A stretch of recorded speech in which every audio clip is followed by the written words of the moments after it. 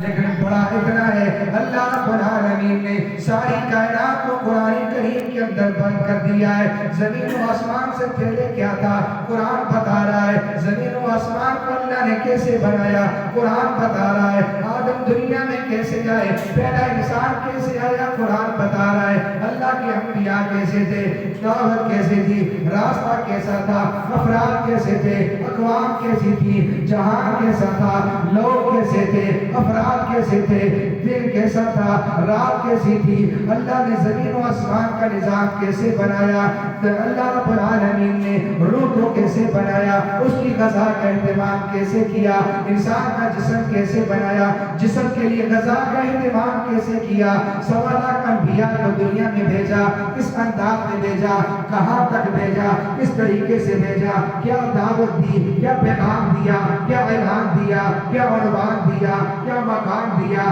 کیا لسان دی، کیا جہان دیا، ہر چیز کو قرآن کریم نے بیان کیا، تبیانا لکل شیء، ہر چیز کو قرآن بیان کر رہا ہے۔ سائنسدان کہتا ہے آپ قرآن میں لے کر اور کہنے پہ مجبور ہو جاتا ہے سائنس کی سب سے بڑی کتاب قرآن مجید ہے، ریاضی دان اٹھائے کہے کہ ریاضی تو قرآن بیان کر رہا ہے۔ اسی طرح قرآن کریم کے جتنے اللہ رب العالمین نے دنیا کے اندر علوم پیدا کیے، ہر علم کا ماخذ، ہر علم کا منبع، ہر علم کا جو اللہ رب العالمین نے ذریعہ بنایا وہ قرآن ہے۔ ورنہ قرآن اتنی بڑی کتاب ہے کہ اللہ رب العالمین نے سارے جہان کو قرآن کے اندر محفوظ کر دیا۔ تو قرآن عظمت والی کتاب ہے، دنیا کی ایسی کوئی کتاب نہیں جس کو ہاتھ لگاؤ تو ثواب ملے، جسے دیکھو تو ثواب ملے، اٹھاؤ تو ثواب ملے، سینے سے لگاؤ تو ثواب ملے۔ یہ قرآن کریم ہے، اس قرآن کے علاوہ دنیا میں کوئی کتاب ایسی نہیں ہے۔ فرمایا القرآن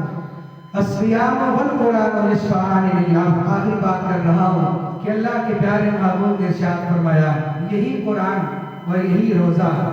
اللہ کی حضور کل سفارش کرے گا، اللہ رب العالمین دونوں کی سفارش کو قبول کریں گے۔ قرآن آئے گا، اللہ کی حضور سفارش کرے گا، الہ العالمین۔ یہاں پر ایک روایت تو یہ ہے کہ رسول اللہ صلی اللہ علیہ وسلم نے فرمایا جب انسان کو قبر کے اندر رکھا جاتا ہے، قبر کے اندر سوالات و جوابات ہوتے ہیں، اچانک کچھ سوالات کر کے بندہ پھنس جاتا ہے، ایک اجنبی شخص آتا ہے، اس کے پاس کھڑا ہو جاتا ہے، اب یہ سفارش کرتا ہے اور اس کی سفارش کو فرشتے قبول کرتے ہیں، وہاں سے اس کو نکال لیتا ہے، پھر آ کر کے بندہ میدان کے اندر میدان مزید میں جاتا ہے، پھر جہاں اللہ رب العالمین انصاف کے ترازو کو قائم کریں گے وہاں جاتا ہے، وہاں اس کی نیکیاں کم ہو جاتی ہیں، تو یہ اجنبی شخص وہاں پہنچتا ہے، کچھ سفارش کرتا ہے، یہاں سے اس کو پاس کرا دیتا ہے، پل صراط کا پل ہے، فرمایا جو بار سے باریک ہے، تلوار سے تیز ہے، اس کے قریب جاتا ہے، یہاں اس کے قدم لڑکھڑا جاتے ہیں،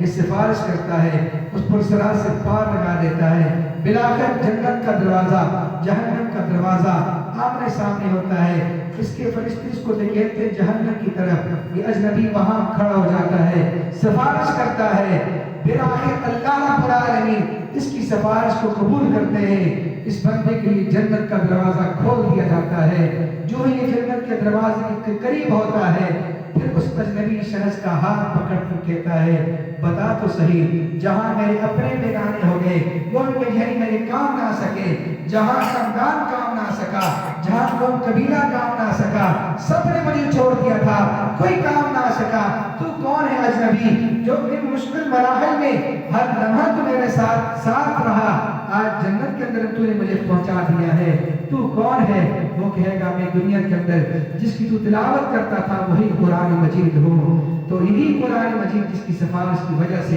اللہ جنت کے دروازے کھولیں گے۔ قرآن عظمت والی کتاب ہے، قرآن کے ساتھ دل لگاؤ، قرآن کریم کو